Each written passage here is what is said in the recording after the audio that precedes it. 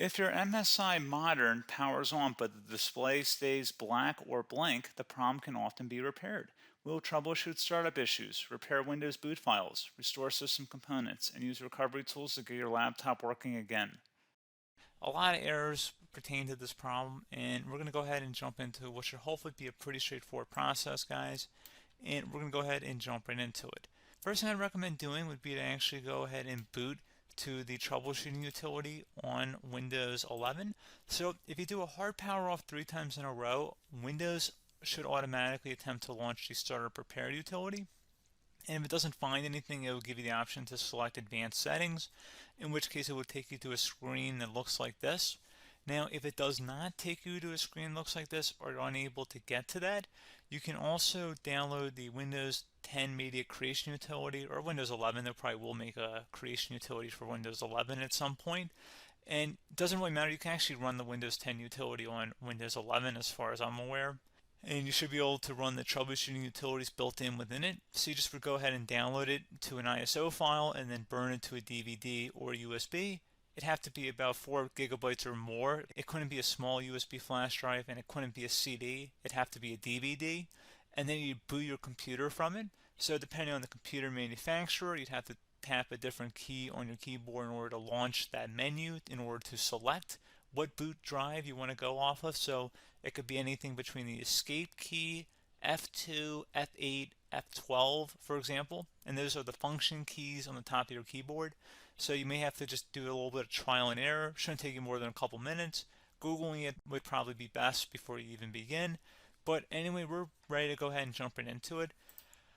So we're on the choose an option page. So these will look very similar whether you're booting from it directly within Windows itself, or if you're plugged in a USB flash drive with the media creation utility installed and you selected the recovery option. So when you are setting up your Windows 11 installation or Windows 10, depending on the drive you're using, there should be an option to repair your computer in the bottom left corner of the dialog window, one of the first screens that comes up. You go ahead and select that, and then it would take you to a troubleshooting screen like you see here. And you want to go ahead and select troubleshoot, reset your PC, or see advanced options. And then there are going to be a whole bunch of options in here that we're going to explore in today's video. The first one, we're going to actually go underneath advanced options and then select startup prepare, fix problems that keep Windows from loading. So go ahead and select that first.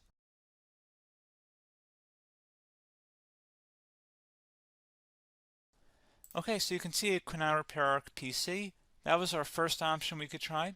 Something else, if we go back into advanced options here and then select troubleshoot, we're going to go underneath advanced options again. You can go ahead and actually access safe mode by selecting startup settings.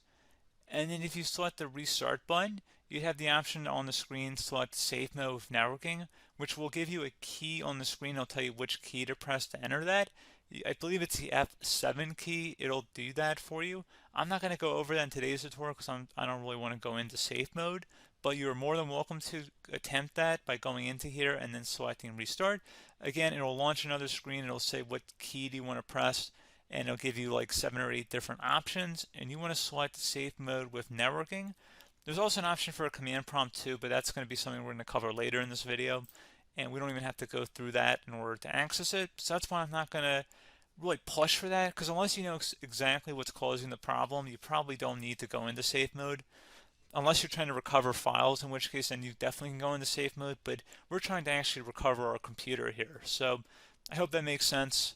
Something else we can also try here as well would be to uninstall updates, remove recently installed quality or feature updates from Windows. So if you go ahead and select that, you can uninstall the latest quality updates, which generally is the more day-to-day updates. Feature updates are the less regularly released ones, like the big ones. I would equate it to service packs in like Windows 7 and Windows Vista and Windows XP. So larger updates that occur once or twice a year at most. And the quality updates are more just a regular update. So probably obviously depend, it'll take longer if you're going to try and uninstall the latest feature update versus quality update. And maybe you don't need to go back that far. So just giving you guys a couple of pointers with that. Something else you can also look at here, and we're going to jump into the command prompt in a little bit, but you can select System Restore, which will use a restore point recorded on your PC to restore Windows. And this is something I would highly recommend here, guys. So select Next. Assuming you have a restore point saved on your computer, you go ahead and select the most recently created one, and you'll select next, and then you'll select the drive. You shouldn't actually have to select the drive. You can scan for affected programs, but we're going to keep it all default here, and then we're going to select finish. So once started, system restore cannot be interrupted. Do you want to continue? I think we're going to select yes. I don't think we have anything better to do on our computer right now, so just give it a moment here to initialize. It will take a couple minutes to run, obviously depending on how large your hard drive is and how much is saved on the system restore point. So just give it a couple minutes here.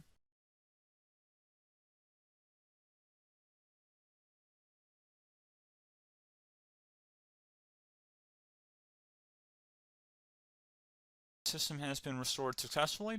We're going to go over a couple different methods in addition to that if that did not work. So I'm just going to pause the video and we're going to start back up back on the recovery screen that we started with. Okay, so a couple other things we can try here too. If you go back into Troubleshoot, you can select Reset Your PC, while you choose to keep or remove your personal files and then reinstalls Windows. You can select to keep my files, which will remove apps and settings but keeps your personal files. You can also select Remove Everything, which will remove all of your personal files, apps, and settings. So this is more of a factory reset, the second option here. First option, it should not delete all of your personal files. However, it will pretty much clear most of your programs, and keep in mind, there's no guarantee that your information, number one, is even still available and easily recoverable on your computer to the point that you actually would be able to recover anything. And the second point is that there's always a chance that it won't actually recover and it will just do a factory reset anyway. So there's no guarantee that actually would keep your files anyway. So I would recommend trying to get a recovery tool and backing that up first before selecting it anyway. But again, those are a couple different options. And then something else you can try here if you go back to the choose an option. Another option, if you go underneath choose an option and select troubleshoot, advanced options, and now select where it says command prompt. Okay, so the first thing we should do is type our main hard drive here. In most cases, it should be the C drive. So you just do a C colon and then hit enter on your keyboard. So once you're underneath the C drive, we're going to type in dir and then hit enter on your keyboard. It should have program files, users, and Windows all in there. That's how you know you're in the right directory.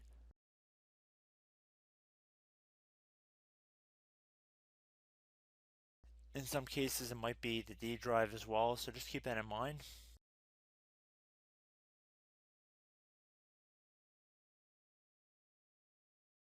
Next thing we're going to do is type in cd space / Windows / system 32 / config, and then you're going to hit enter on your keyboard.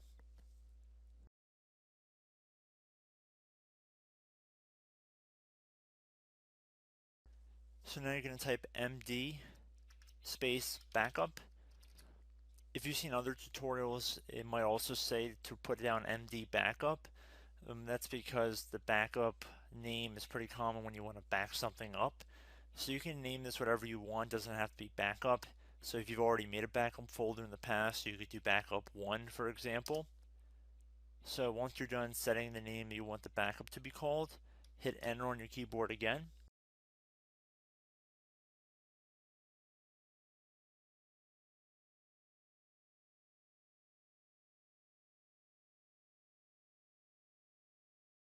At this point you want to type copy, C-O-P-Y, space, then you want to do the star symbol above the 8 key, then do a period or a dot, whatever you want to call it, then another star sign, and then another space, and then type backup, and then hit enter on your keyboard.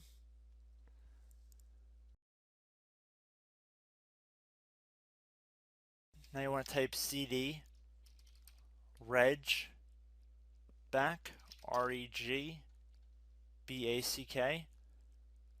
and then hit enter on your keyboard. So now that we are under the reg back, so now you want to type dir again, and then hit enter.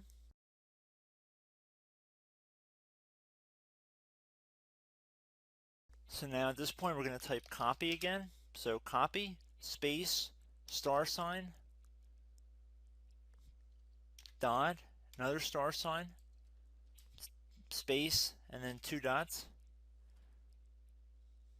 So we're going to type copy, space, star sign, dot, sign, star sign, dot, dot, and then hit enter on your keyboard again. So for overwrite, you want to overwrite all. So type A on your keyboard, so capital A, and then hit enter on your keyboard.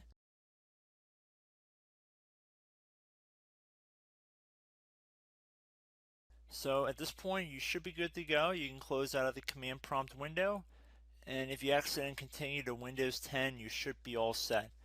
So I hope one of these 3 or 4 different methods we went through in this tutorial helped you guys out. Again, I'm not sure if you guys heard me earlier, but try to go back into your safe mode if possible and uninstall any programs you know might be conflicting with the Windows startup if you can get into safe mode. So just keep that in mind. Something very simple like that could be blocking up everything. So again, I hope this tutorial helped you guys out, and I will catch you in the next tutorial. Goodbye.